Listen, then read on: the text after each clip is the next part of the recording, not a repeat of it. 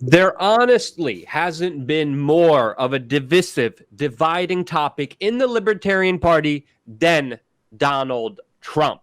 And that, of course, is exemplified with what's happening right now with the war between Justin Amash and Rand Paul. These two are friends. These two are both seen as libertarians. These two are seen as being the major critics against big government, but they're at a standstill on the impeachment of Donald Trump. Ever since Justin Amash called out Donald Trump to be impeached, he tweeted, contrary to Barr's portrayal, Mueller's report reveals that President Trump engaged in specific actions and a pattern of behavior that meets the threshold for impeachment. This, of course, led to the huge cheer and celebration by the mainstream media, who are saying, oh my goodness, this is the first GOP lawmaker to call for impeachment. USA Today ran with this insane, biased headline, quote, Justin Amash is a real Republican whose call for Trump impeachment matters.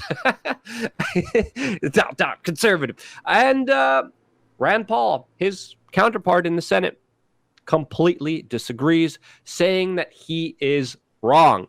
As this article says, Senator Rand Paul on Wednesday said he disagrees with Justin Amash's remarks concerning President Donald Trump and impeachment, stating that special counsel Robert Mueller's investigation into now debunked collusion between the Trump campaign and Russia into 2016 presidential elections was the antithesis of libertarianism.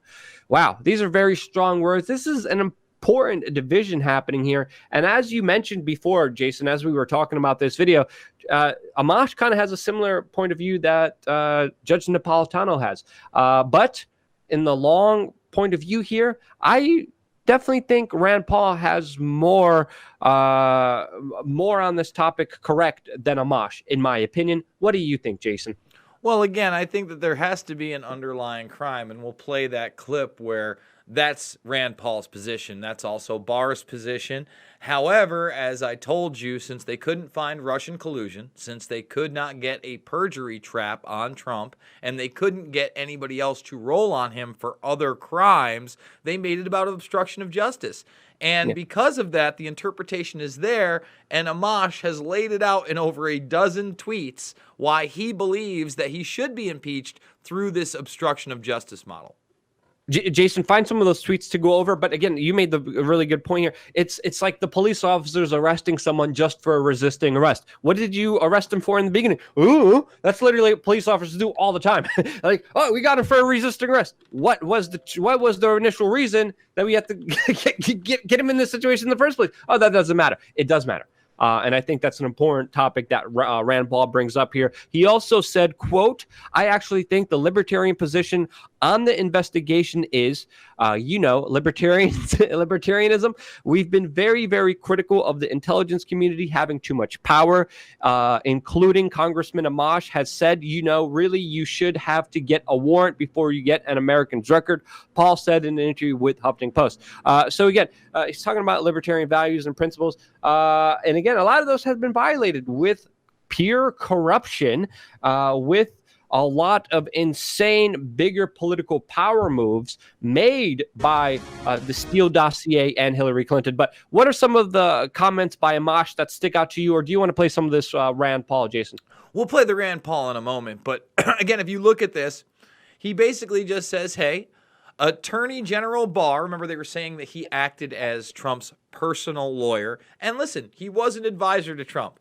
If you don't think that Trump actually brought him in to stop this investigation from continuing to go on and truncate it, you'd be an idiot. Of course he did. And I don't think that he misrepresented the Mueller report because, again, the Mueller report itself, Luke, was extremely dishonest. Let's just go to one point.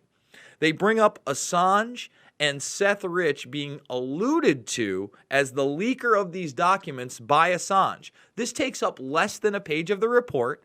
They basically say, hey, Assange is lying. Did they ever interview Assange?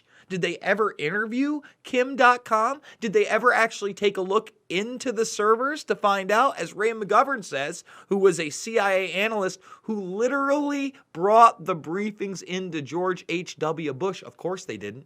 Because if they did, they would have known right away there was no hack.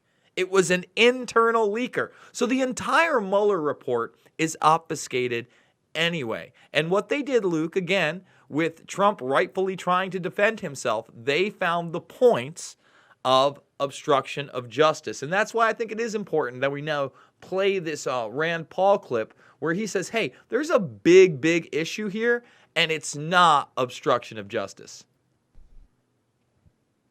I think since the very beginning, this all has been politically motivated. Now both sides are doing it. I think it goes back even to the Clintons. This is why we shouldn't have special prosecutors.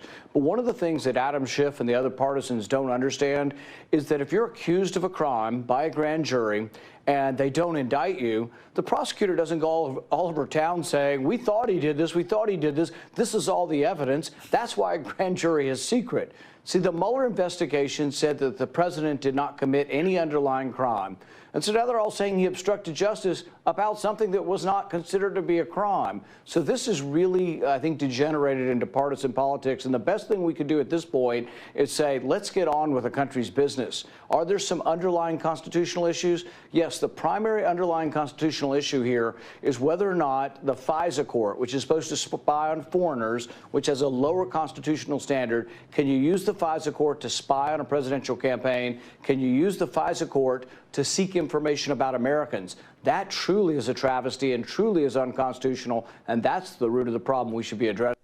And I have to agree with him there. And you know what? That's not in the discussion at these hearings whatsoever. So I'm glad that Bob Barr has opened up this new investigation on how this whole thing got started, because there's already enough evidence that it was purchased, and provided by the DNC, Hillary Clinton, perhaps herself, connections to Bruce Orr, this whole Steele dossier. And then you've got it connected to who? Brennan in the intelligence community and Clapper in this great intelligence community that told us that there were weapons of mass destruction and now have told us that the Russians have interfered in our precious elections, Luke, so we should just believe them.